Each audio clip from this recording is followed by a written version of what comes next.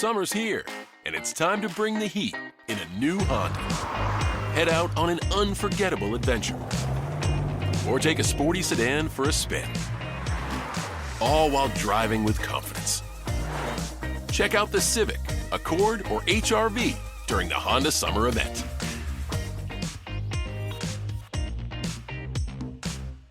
See dealer for financing details.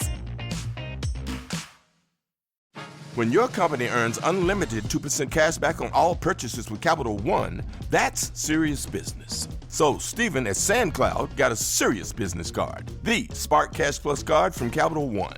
We used our 2% cash back to help build our retail presence. Savvy, Stephen. And we get big purchasing power, so our business can spend more and earn more. The Spark Cash Plus card from Capital One. What's in your wallet? Terms and conditions apply. Find out more at CapitalOne.com/SparkCashPlus. Welcome to the Comfy Chairs, a podcast from 123 Limited.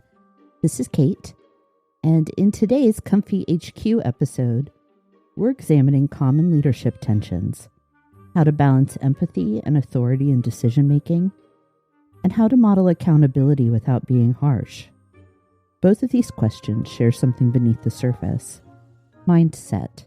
So before we close, I'll also offer a few practical ideas to help you shift and shape the way you think about leadership itself. How can leaders balance empathy and authority in decision-making? It's interesting to me that we see empathy and authority as weights that need to balance on a scale of leadership, particularly because they represent two very different processes, one internal and the other external to us.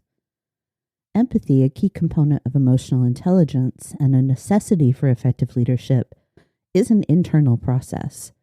We practice it, we choose it, and act on it. We all have the capacity for empathy. Authority is, in contrast, an external process.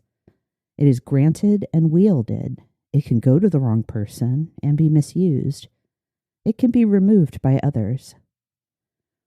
I think this is, at its core, first a question of power, real or perceived, and then a question of skill and ability. Think of it this way. Your role as a leader can grant you the authority to make decisions, but your leadership is defined by empathy. How you go about making the decisions and choices that will impact your team. So once you answer the first question, do I have the power or authority to make this decision? Then you can ask, how will I go about making the decision? What happens next will depend upon your mindset. In the first case, do you view yourself as a leader, as the steward of decision-making power, or do you view yourself as the leader, as powerful, and so you have the right to make decisions? The distinction is subtle, I know, but it is also extremely important. Your mindset will tell you if you are more focused on the work of being a leader, on what you perceive to be the benefits of a title. Whichever mindset you hold will determine how you proceed once you answer that second question. How will I go about making the decision? This is about action, and leadership action is powered by the leader's skills and abilities. So let's take a moment and address what skills you need to be a great decision maker. There are tons, in truth, but I'm going to limit myself to 5. The first is the ability to collect, interpret, analyze, and summarize information. Next is the ability to discern the natural consequences of a course of action.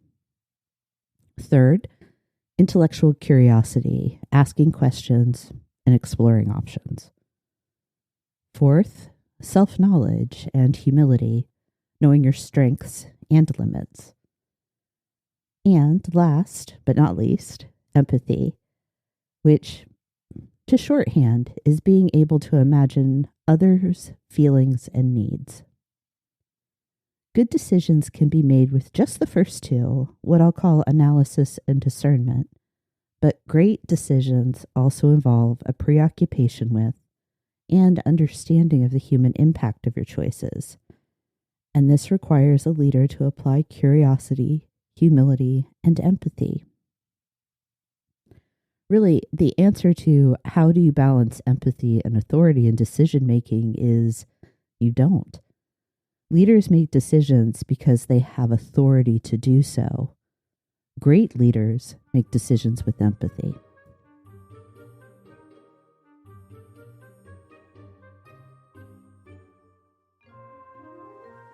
How do I model accountability without being harsh? Honestly, I don't know if you can. If you view accountability as something associated even slightly with harshness. This is an endemic problem these days. We treat accountability like a bad word. We view it as a basis for punishment. We assign positive moral value to being accountable, but imply people are bad when we need to, quote, hold them accountable, unquote. This is a fundamentally flawed attitude. Accountability is what I like to think of as the currency of relationships. We exchange measures of it during every interaction, and this is especially true at work and in leadership.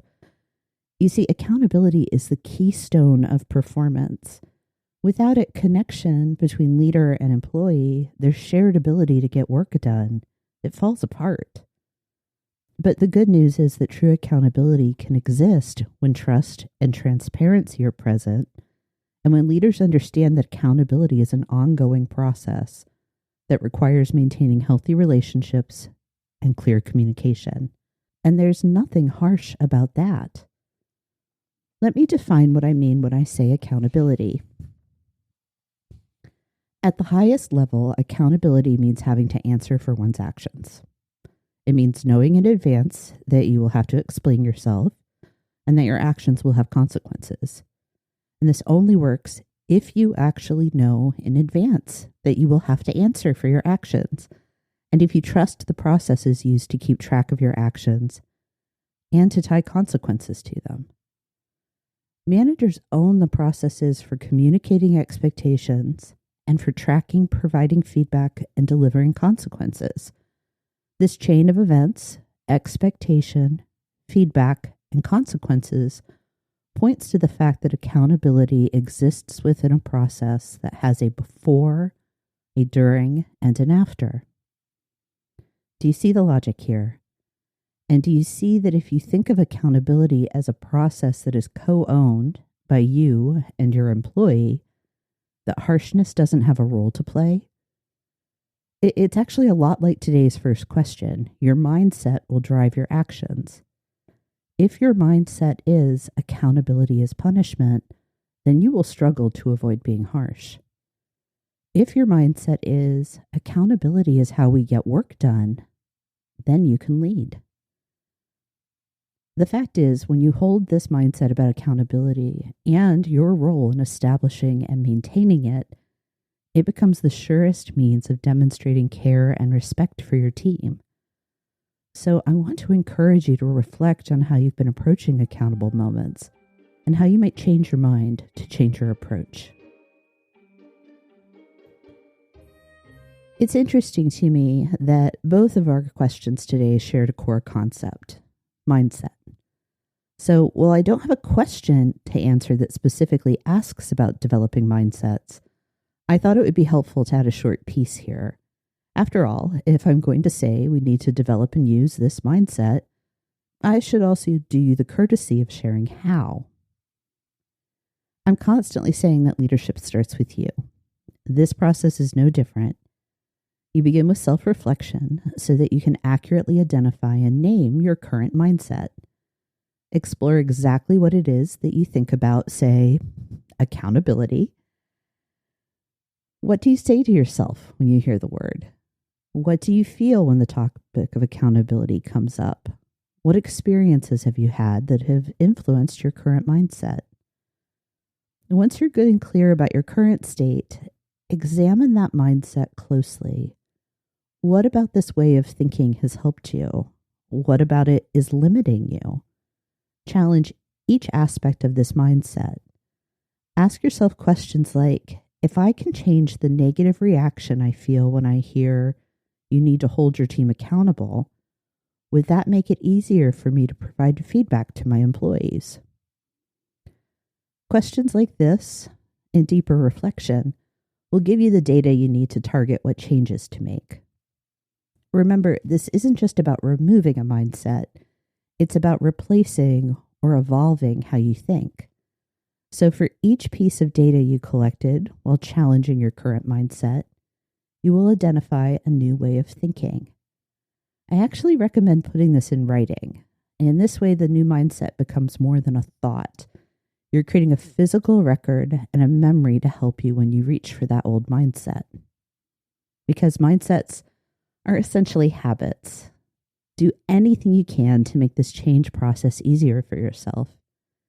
In addition to writing down the new mindset, consider asking someone you trust to help you and give you a nudge when they see you acting on the old way of thinking.